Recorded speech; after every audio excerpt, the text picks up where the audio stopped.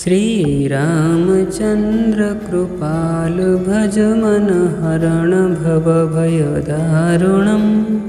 नवकञ्जलोचन कञ्जमुखकर कञ्जपदकञ्जारुणम्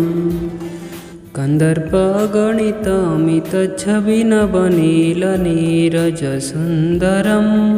बटपीतमानहु तडितरुचिशुचि नौमि जनकसुतावरं भजुदिनबन्धुदिने सदा नवदयितवंशनिकन्दनं रघुनन्द आनन्दकन्दकोसलचन्ददशरथनन्दनम्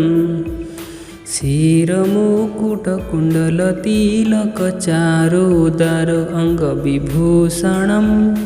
अजनुभुजशरचापधर सङ्ग्रामजितकरदूषणम् इति वदति तुलसीदास शङ्करशेषमुनिमनरञ्जनम् मम हृदयकञ्जनिवास कुरु कमदीखलदलमञ्जनम् श्रीराम श्री